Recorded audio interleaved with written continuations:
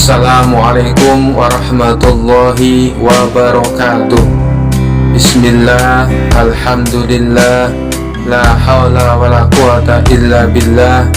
Allahumma salli ala Sayyidina Muhammad wa ala ali Sayyidina Muhammad. Dikisahkan Abu Nawas mempunyai tetangga seorang tuan tanah yang kaya raya. Hampir seluruh penduduk desa bekerja di perkebunannya. Namun tuan tanah tersebut mempunyai sifat pelit dan bahil. Tak hanya itu, selain berprofesi sebagai tuan tanah, ia juga menjadi rentenir. Hal inilah yang membuat Abu Nawas resah. Selaku ulama sufi, ia ingin membuat tetangganya itu bertobat atas perbuatannya. Setelah merenung agak lama, akhirnya Abu Nawas menemukan ide yang cemerlang. Pada esok harinya, Abu Nawas menemui kawan-kawannya yang lagi tongkrongan di warung. "Tadi malam aku mimpi dapat wangsit yang tidak bisa aku tolak," ucap Abu Nawas membuka percakapan. Salah satu kawan Abu Nawas bertanya, "Apa isi wangsit dalam mimpimu?" Abu Nawas menjawab, "Aku mendapatkan wangsit, apapun yang dititipkan padaku, maka akan beranak." "Maksudnya bagaimana wahai Abu Nawas?" tanya mereka bingung. "Kalau kalian menitipkan padaku satu ayam, maka dalam beberapa hari ayamnya akan beranak, dan ayam kalian akan menjadi bertambah. Begitu pula bila kalian menitipkan uang atau aku meminjam uang, maka beberapa hari kemudian uang kalian akan beranak, dan tentunya uang kalian akan bertambah," jelas Abu Nawas. Sebagian kawannya ada yang percaya, ada juga yang tidak percaya. Jangan-jangan ini cuma akal bulus Abu Nawas untuk meminjam uang. "Nanti sore aku akan meminjami 1 ekor kambing kepadamu," ucap salah satu dari mereka. Yang lain menimpali, "Aku akan meminjami uang 2 dinar. Silakan, silakan," dengan senang hati, balas Abu Nawas. Setelah 5 hari berlalu, ternyata benar, kambing dan uang yang dipinjamkan kepada Abu Nawas menjadi beranak. Yang meminjami 1 ekor kambing, dikembalikan Abu Nawas menjadi 3 ekor kambing. Yang meminjami uang 2 dinar, dikembalikan oleh Abu Nawas menjadi 5 dinar. Berita tentang Abu Nawas tersebut tersebar ke seluruh penduduk desa dan sampai ke telinga tuan tanah pelit yang menjadi rentenir. Dengan ditemani beberapa pengawalnya, tuan tanah itu mendatangi rumah Abu Nawas. "Wahai saudaraku Abu Nawas, adakah keperluan yang kau inginkan? Katakan saja, nanti aku bisa meminjamimu," ucap tuan tanah merayu. "Maaf tuan, saat ini saya tak lagi membutuhkan apa-apa," balas Abu Nawas. "Baiklah, nanti kalau kamu perlu apa-apa, datang saja padaku. Jangan sungkan-sungkan," timpal si tuan tanah dengan senyum yang ramah. "Baik tuan, kapan-kapan saya akan ke rumah tuan," ucap Abu Nawas.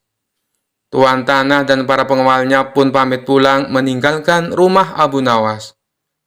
Pada suatu sore, Abu Nawas merasakan lapar. Ia tak mempunyai apapun di dalam rumah untuk dimakan. Kemudian, Abu Nawas mendatangi tuan rumah untuk meminjam 3 butir telur. Dengan senang hati, si tuan tanah menyambut dan meminjamkannya kepada Abu Nawas. 5 hari kemudian, Abu Nawas mengembalikan telur yang dipinjamnya. Si tuan tanah menerimanya dengan senang hati. Di saat ia membuka bungkusan yang dibawa oleh Abu Nawas, jumlah telurnya bertambah menjadi 5. "Kok telurnya ada 5? Tanya tuan tanah pura-pura tidak tahu sembari tersenyum. "Tidakkah tuan mendengar kabar? Apapun yang saya pinjam pasti beranak," ujar Abu Nawas. Si tuan tanah pun tersenyum bahagia. Ia lalu menawarkan pinjaman-pinjaman lain kepada Abu Nawas. Namun Abu Nawas menolaknya dengan alasan sedang tidak butuh.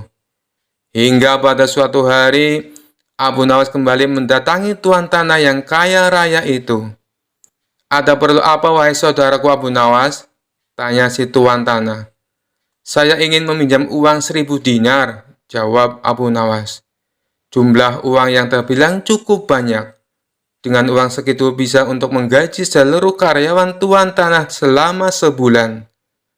Tuan tanah kaya raya itu segera membuka berangkas uangnya dan meminjamkan uang sejumlah 1.000 dinar kepada Abu Nawas. Ini uangnya, wahai saudaraku, silakan dibawa pulang, ucap tuan tanah sambil memberikan uangnya kepada Abu Nawas. Abu Nawas pun pulang dengan membawa uang 1.000 dinar.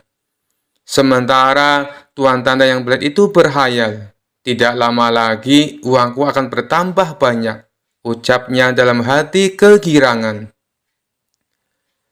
Hari berganti hari, si tuan tanah merasa tidak sabar menunggu kedatangan Abu Nawas.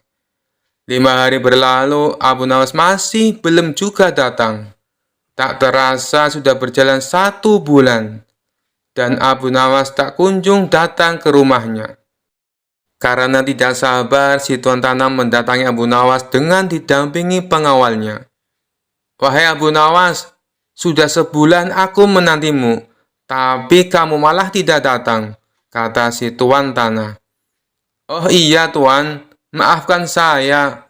Sebenarnya saya akan ke rumah tuan, namun saya sangat sibuk. Tapi berhubung tuan sudah ada di rumah saya, sekalian saja ada yang mau saya bicarakan, kata Abu Nawas beralasan.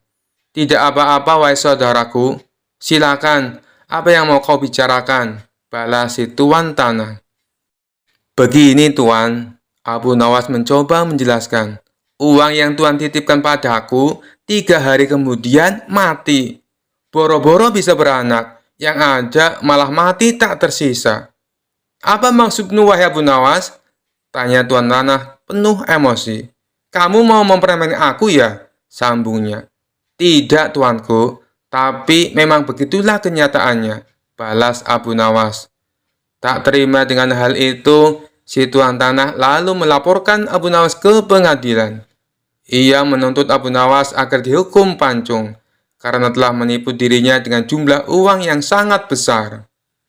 Saat keduanya dihadapkan kepada hakim, si tuan tanah berkata, Wahai hakim yang mulia, Abu Nawas telah menipuku. Katanya uang yang aku titipkan kepadanya bisa beranak. Tapi kenyataannya ia menipuku dan tidak sepeser pun mengembalikan uangnya padaku. Saya minta supaya Abu Nawas dihukum pancung. Setelah mendengar kesaksian dari tuan tanah, sang hakim bertanya kepada Abu Nawas.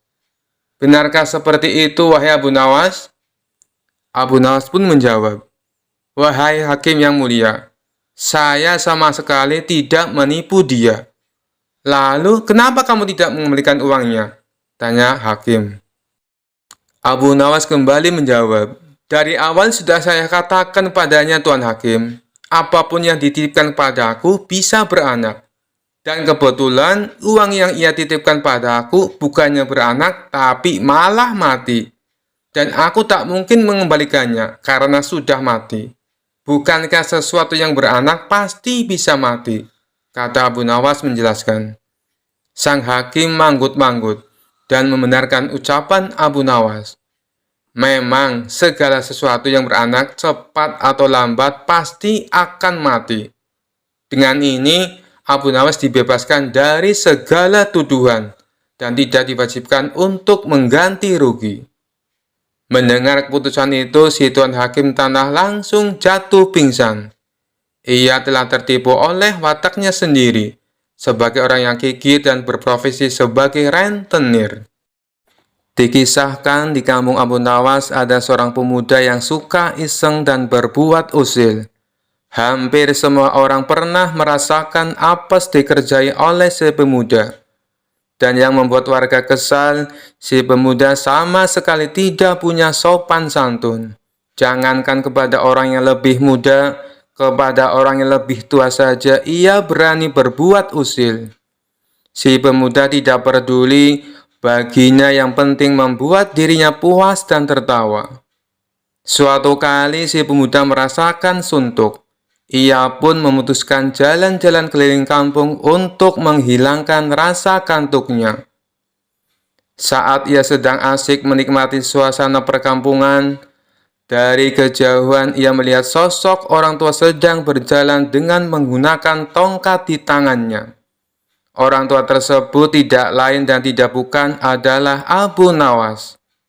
Maka terbesitlah di benak si pemuda untuk mengerjai Abu Nawas. Ia pun mengikuti kemana Abu Nawas pergi. Dan ternyata Abu Nawas berhenti di sebuah warung, tempat ia biasa nongkrong. Abu Nawas lalu duduk membaur bersama kawan-kawannya. Si pemuda segera saja menghampiri Abu Nawas. Saya perhatikan kakek berjalan lambat, padahal kakek kan menggunakan tongkat, tanya si pemuda. Melihat kedatangan si pemuda yang tiba-tiba dan bertanya tanpa permisi, sempat membuat Abu Nawas terkejut. Saya ini kan sudah tua, jadi wajar kalau jalannya lambat. Beda dengan kamu yang masih muda, jawab Abu Nawas. Iya benar kek, kakek sudah terlihat sangat tua. Kira-kira kapan kakek mati? Tanya si pemuda. Abu Nawas tersentak dengan pertanyaan tersebut. Begitu juga dengan orang-orang di sampingnya. Maaf anak muda, bisa kamu jelaskan apa maksud pertanyaanmu tadi? Pinta Abu Nawas dengan serius. Begini kek, kalau kakek mati, saya mau titip surat buat ayah saya. Ayah saya telah mati beberapa tahun yang lalu, ujar si pemuda dengan tertawa. Abu Nawas tentu saja menjadi kesal dengan ucapan si pemuda. Tapi Abu Nawas tahu kalau sampai ia menunjukkan kekesalannya justru akan membuat si pemuda tertawa puas karena berhasil mengerjai dirinya. Abu Nawas tetap akan menjawab permintaan tersebut, namun dengan kalimat yang penuh makna. Sebelumnya saya ucapkan terima kasih atas kepercayaanmu. Tapi saya mohon maaf, dengan sangat terpaksa saya tidak bisa memenuhi permintaanmu, wahai anak muda, kata Abu Nawas. Kenapa, kek? Apakah kakek keberatan? Suratnya nanti saya selipkan di kain kafanmu, ucap si pemuda mencoba meledeknya kembali. Bukan masalah itu, sebab kalau saya mati nanti, saya tidak tahu arah jalan menuju neraka jahanam. Tapi jangan khawatir anak muda, saya punya solusinya. Lebih baik kau pergi saja ke negara Mesir. Nanti surat yang akan kau berikan kepada ayahmu, kamu bisa titipkan kepada Fir'aun. Dia pasti tahu alamatnya, balas Abu Nawas. Spontan saja ucapan Abu Nawas ini mengundang gelak tawa orang-orang di sana. Mereka tak henti-hentinya tertawa terpingkal-pingkal. Sementara si pemuda mukanya mendadak berubah pucat karena menahan malu. Ia pun langsung ngelayar pergi meninggalkan Abu Nawas. Diceritakan Baginda Raja mengangkat gubernur baru untuk ditugaskan di kota tempat tinggal Abu Nawas. Ternyata gubernur baru ini terkenal kejam dan sadis. Suatu hari, sang gubernur mendengar kabar tentang sosok terkenal bernama Abu Nawas. Ia lalu bertanya kepada para pengawalnya, apa benar setiap kali Abu Nawas akan dihukum, ia selalu bisa lolos? Tanya gubernur baru tersebut. Pengawalnya pun menjawab bahwa Abu Nawas adalah orang yang sangat cerdik. Bahkan Baginda Raja pun sendiri mudah terkecoh. Mendengar hal itu, naluri sang gubernur tertantang untuk menguji orang terpandai di kota tersebut. Singkat cerita, berkat siasat licik sang gubernur, Abu Nawas berhasil masuk perangkapnya. Alhasil, Abu Nawas dijatuhi vonis hukuman mati karena dianggap melakukan kesalahan yang sama sekali tidak disadari. Sang gubernur kemudian memerintahkan beberapa pengawalnya untuk menjemput paksa Abu Nawas di rumahnya. Tuan Abu Nawas, Anda diperintah menghadap Tuan Gubernur, kata salah seorang pengawal. Ya, nanti saya ke sana. Kalian pulanglah dulu, balas Abu Nawas. Para pengawal lantas meninggalkan rumah Abu Nawas. Dalam hati Abu Nawas berkata, sang gubernur pasti akan menghukumku. Tidak ada gunanya memenuhi undangan tergesa-gesa tersebut. Setelah beberapa hari lamanya, Abu Nawas tidak kunjung datang menghadap. Kurang ajar Abu Nawas, dia berani mangkir dari panggilanku, kata sang gubernur merasa geram.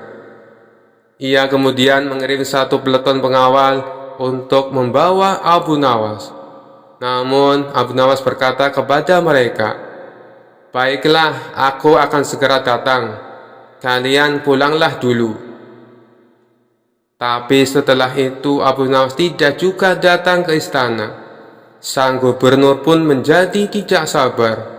Ia lantas memerintahkan para pengawalnya untuk mempersiapkan kudanya. Sang gubernur segera naik ke kuda dan memacunya menuju rumah Abu Nawas. Sesampainya di depan rumah Abu Nawas, gubernur berteriak memanggilnya. "Hai Abu Nawas, keluarlah, atau aku dobrak pintu rumahmu," ucapnya sangat keras. Abu Nawas pun sempat terkejut karena kali ini yang datang adalah gubernur langsung. Sebelum membukakan pintu, Abu Nawas mengenakan sorban yang sangat besar. Ia keluar dan menghampiri sang gubernur yang tengah duduk di atas kudanya. Melihat penampilan Abu Nawas yang mengerikan itu, membuat kuda yang ditunggangi sang gubernur ketakutan. Hewan itu melompat tinggi-tinggi hingga gubernur terpental dari punggungnya. Sang gubernur makin bertambah emosi. Ia segera memerintahkan pengawal-pengawalnya untuk menangkap Abu Nawas. Setelah ditangkap, Abu Nawas dibawa ke sebuah tiang gantungan. "Kemana kalian akan membawaku?" tanya Abu Nawas. Salah satu pengawal menjawab, "Kamu akan digantung Abu Nawas, ini perintah Tuan Gubernur." Bukannya gentar, Abu Nawas malah berkata, "Coba kalian tanyakan kepada si gendeng kurang ajar itu. Aku ingin tahu, kenapa aku mesti digantung? Apa salahku?" Para pengawal itu pun pergi menemui sang gubernur dan menyampaikan apa yang dikatakan Abu Nawas. Karena sebelumnya tidak pernah ada yang berani memakinya, sang gubernur pun terkesan akan keberanian Abu Nawas. "Bawa dia kemari," perintah gubernur tersebut. Abu Nawas lalu dibawa ke hadapan gubernur. "Hai Abu Nawas, berani benar kamu memakiku," ujar gubernur. "Karena Tuan menghukumku tanpa memberitahu apa kesalahanku," tegas Abu Nawas. "Karena kamu telah membawa nasib buruk bagiku," balas gubernur. "Siapa yang menyebabkan nasib buruk? Aku atau Tuan? Justru Tuanlah yang membawa nasib buruk bagiku, sebab aku ini akan dihukum gantung. Apabila aku yang membawa nasib buruk, tentunya sewaktu Tuan jatuh dari kuda, kepala Tuan pasti akan pecah dan mati," papar Abu Nawas. Mendengar alasan tersebut, gubernur berpendapat bahwa alasan Abu Nawas bisa diterima. Ia pun memutuskan untuk memaafkannya. Suatu ketika Abu Jahal yang merupakan tetangga dekat Abu Nawas sedang mempersiapkan pesta besar di rumahnya. Hampir semua kerabat dan tetangga terdekat diundang kecuali Abu Nawas. Meski demikian, Abu Nawas tidak menaruh rasa benci kepada Abu Jahal, sebab ia tahu persis wataknya. Mengenai pesta yang akan Abu Jahal adakan tanpa mengundang Abu Nawas, sebenarnya hanya bertujuan ingin membalas dendam. Pasalnya selama ini usaha Abu Jahal untuk mengerjai Abu Nawas selalu gagal. Dan menurutnya, kali ini dengan rencana membuat pesta besar di rumah, bisa dengan puas meledak Abu Nawas. Pesta yang akan diselenggarakannya terbilang tidak main-main. Abu Jahal bahkan mengundang koki ternama dari negeri seberang. Ia rela membayar upah cukup mahal supaya bersedia memasak di rumahnya. Tentu saja karena yang memasak adalah koki ternama, cita rasa masakan yang dibuatnya pastilah lezat dan menggugah selera. Kala itu Abu Nawas yang sedang duduk di depan rumah tanpa sengaja mencium aroma masakan yang begitu lezat. Betapa nikmatnya aroma masakan ini, apalagi kalau sampai memakannya, gumam Abu Nawas. Ia pun penasaran dari mana asal aroma masakan itu. Abu Nawas lalu berjalan menelusuri mencari asal bau masakan yang lezat tersebut. Dan ternyata berasal dari rumah Abu Jahal yang sedang mempersiapkan pesta. Melihat kehadiran Abu Nawas di rumahnya, terbesit di benak Abu Jahal untuk meledeknya. Tapi ternyata itu tidak jadi dilakukan, sebab Abu Jahal mendapatkan ide yang lebih konyol. "Abu Nawas, ngapain kamu di situ?" teriak Abu Jahal. Abu Nawas yang sedang asik menghirup aroma masakan langsung kaget mendengar teriakan Abu Jahal. "Tidak ngapa-ngapain Abu Jahal," sahutnya. "Kamu jangan bohong Abu Nawas. Kurang ajar, kamu pasti sedang mencuri bau masakanku," timpal Abu Jahal. Namun Abu Nawas tidak menghiraukan Abu Jahal. Ia memilih balik ke rumah. Tapi ketika baru saja melangkah, Abu Jahal langsung menghalanginya. "Tunggu, kamu tidak boleh pergi seenaknya. Kamu harus membayar bau masakan yang kamu curi," bentak Abu Jahal. Perkataan Abu Jahal ini sempat membuat Abu Nawas heran dan terkejut. "Apa? Bayar? Hanya mencium bau masakan disuruh bayar?" tanya Abu Nawas tidak percaya. "Benar, karena masakanku ini dibuat oleh koki profesional dengan bayaran mahal," jawab Abu Jahal sombong. Dikarenakan tidak ada yang mau mengalah, pertengkaran kedua orang ini mengundang perhatian warga setempat. Para warga pun langsung mengerumuni mereka berdua dengan tujuan melerai. Sudah, begini saja, daripada kalian ribut di sini, lebih baik masalah ini kalian bawa ke pengadilan. Biar Tuan Hakim yang menentukan siapa yang benar dan siapa yang salah," saran dari salah seorang warga. "Baik, saya tidak takut. Ayo kita ke rumah Tuan Hakim," tantang Abu Jahal. Maka keduanya pun diantar warga pergi menuju rumah Tuan Hakim. "Ada masalah apa ini?" tanya Tuan Hakim. Abu Nawas lalu menceritakan secara detail kronologi masalah yang dialami. "Masa sih hanya mencium bau masakan disuruh bayar Tuan Hakim? Ini kan aneh," kata Abu Nawas heran. Abu Jahal tidak mau kalah berargumen. "Tuan Hakim, bila seseorang mengambil sesuatu milik orang lain, sedangkan orang lain itu tidak ikhlas, bukankah itu namanya mencuri?" tanya Abu Jahal. "Benar, orang tersebut bersalah dan bisa dituntut hukuman," jawab Tuan Hakim. "Nah, begitu juga dengan hamba Tuan Hakim. Di rumah hamba sedang memasak makanan lezat, dan Abu Nawas ini telah menghirup aroma masakan yang berasal dari rumah hamba. Sedangkan hamba tidak ikhlas Tuan Hakim. Bukankah itu termasuk perbuatan mencuri?" tanya Abu Jahal lagi. "Oleh karena itu hamba menuntut supaya Abu Nawas membayarnya," kata Abu Jahal melanjutkan. Ada benarnya ucapan Abu Jahal. Tapi masa iya hanya gara-gara mencium masakan harus disuruh bayar, pikir Tuan Hakim. Sementara Abu Nawas melihat gelagat Tuan Hakim yang tampak kebingungan menangani masalah ini. Abu Nawas tahu kalau Tuan Hakim adalah orang yang bijak. Tapi karena pintarnya Abu Jahal dalam mengolah kata, membuat Tuan Hakim jadi kebingungan. "Begini saja Tuan Hakim, hamba mengaku bersalah dan hamba bersedia membayar," ujar Abu Nawas. "Tapi Abu Nawas, apa kamu yakin?" tanya Tuan Hakim merasa tidak tega. "Ya Tuan Hakim, hamba tidak keberatan," jawab Abu Nawas. "Baiklah, Abu Jahal, berapa Abu Nawas harus membayarmu?" tanya Tuan Hakim. "100 dinar Tuan Hakim," jawab Abu Jahal. "100 dinar? Yang benar saja kamu," tanya Tuan Hakim terkejut. "Hamba serius Tuan Hakim. Masakan yang baunya dicium Abu Nawas itu hidangan yang mahal. Belum lagi koki yang masak sengaja didatangkan dari negeri seberang. Bayarannya sangat mahal. Jadi wajar kalau hamba menuntut ganti rugi 100 dinar, balas Abu Jahal. Bagaimana Abu Nawas?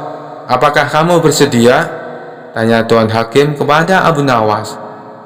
Dengan tersenyum, Abu Nawas menjawab, hamba bersedia Tuan Hakim, tapi hamba minta izin pulang ke rumah untuk mengambil uang 100 dinar, pinta Abu Nawas.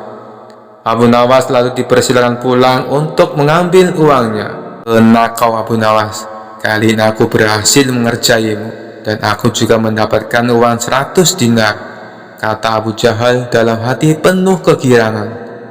Tidak berapa lama kemudian Abu Nawas kembali dengan membawa uang 100 dinar. Tuan Hakim, kantong yang hamba bawa ini isinya koin emas berisi 100 dinar. Tapi sebelumnya hamba ingin memperlihatkan kepada Tuan Hakim supaya benar-benar percaya kalau uang di dalam kantong ini berjumlah 100 dinar, tutur Abu Nawas. Abu Nawas lalu memberikan kantongnya kepada Tuan Hakim dan disuruh menghitung jumlahnya. Setelah selesai menghitung, Tuan Hakim pun mengembalikan kepada Abu Nawas. Benar Abu Nawas, uangnya berjumlah 100 dinar, ucap Tuan Hakim. Kemudian Abu Nawas menggoyang-goyangkan kantong tersebut hingga terdengar suara gemerincing kepingan uang yang berasal dari kantong miliknya. Hai Abu Jahal, apakah kau mendengar suara kepingan uang ini? Tanya Abu Nawas. Ya, aku mendengarnya. Sini, berikan uangnya kepadaku, pinta Abu Jahal tidak sabar. Bukannya barusan aku sudah memberimu, kenapa malah minta uang ini? Ujar Abu Nawas. Mana, sepeser pun aku belum menerimanya, protes Abu Jahal. Agar keributan tidak terjadi lagi, Tuan Hakim lalu menengahi. Maksudnya bagaimana Abu Nawas? Aku tidak mengerti, tanya Tuan Hakim. Begini Tuan Hakim, yang hamba curikan bau masakan, bukan masakannya. Jadi hamba membayarnya pakai suara duitnya saja, bukan duitnya, kata Abu Nawas menjelaskan. Mendengar itu, Tuan Hakim pun manggut-manggut membenarkan ucapan Abu Nawas. Bagaimana Abu Jahal? Apakah kau keberatan? Tanya Tuan Hakim. Abu Jahal hanya terdiam. Ia tidak menyangka Abu Nawas bisa sampai secerdik itu. Dia pun kecewa karena gagal mendapatkan uang 100 dinar. Baiklah, aku rasa kasus ini sudah selesai dan ditutup, pungkas Tuan Hakim. Lagi-lagi Abu Jahal kalah oleh Abu Nawas. Suatu hari, istana Baginda Raja kedatangan tamu sekelompok orang Syiah. Tujuan mereka adalah ingin menantang debat agama kepada para ulama di kota itu. Sebagai tuan rumah yang baik, tentu Baginda Raja menyambutnya dengan ramah. Setelah mereka dipersilahkan duduk, salah satu dari mereka berkata, "Maaf Paduka yang mulia, bukannya kami bermaksud kurang ajar, tapi kami hanya ingin menguji sampai seberapa tinggi ilmu agama para ulama di kota ini." Baginda Raja membalas, "Oh, tidak apa-apa, justru saya malah tertarik, sekaligus bisa menambah wawasan ilmu agama." Baginda Raja lalu memanggil beberapa ulama kota Baghdad yang berilmu tinggi. Tapi sayangnya saat berdebat, tak ada satupun ulama Baghdad yang bisa menandingi keilmuan sekelompok orang Syiah. Kala itu Baginda Raja hampir saja menanggung malu. Pasalnya para ulama yang ia andalkan harus menelan kekalahan. Tiba-tiba penasihat istana membisikkan sesuatu ke telinga Baginda Raja. Kenapa tidak undang saja Abu Nawas? Orang seperti mereka pasti akan kewalahan menghadapinya, ujar penasihat istana menyarankan. Usulan penasihat istana membuat Baginda Raja merasa mendapatkan angin segar. Ia pun langsung menyetujuinya.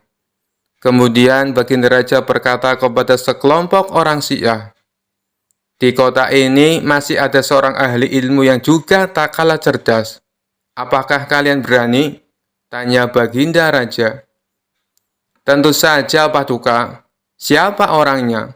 Segera hadirkan ke sini, tantang mereka. Maka diperintahkanlah beberapa pengawal istana untuk menjemput Abu Nawas di rumahnya. Tuan Abu, Anda diperintah Baginda Raja untuk segera menghadap ke istana, kata salah satu pengawal. Ada apa? Bukannya kemarin aku sudah ke istana, jawab Abu Nawas. Benar, Tuan Abu, tapi kali ini Baginda Raja sangat membutuhkan Anda, balas pengawal. Memangnya kenapa? Tanya Abu Nawas penasaran.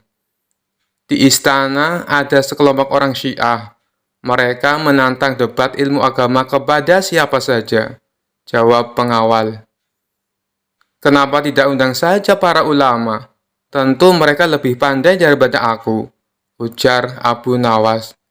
Sudah, Tuan Abu, tapi mereka semua tidak bisa berkutik, kata pengawal. Akhirnya Abu Nawas pun terpaksa memenuhi panggilan Baginda Raja.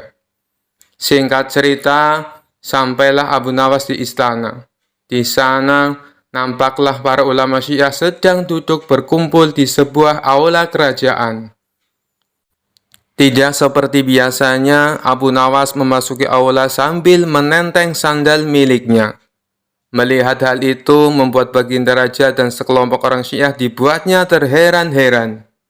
Kemudian sekelompok orang Syiah bertanya kepadanya, "Kamu ini aneh, kenapa kau tenteng sandalmu masuk ke dalam?" Dengan santainya Abu Nawas menjawab, "Saya teringat peristiwa zaman Rasulullah masih hidup. Para kelompok Syiah suka mencuri sandal, makanya saya bawa masuk, takut sandalnya hilang." Jawaban Abu Nawas tersebut sontak membuat sekelompok orang Syiah semakin bertambah heran.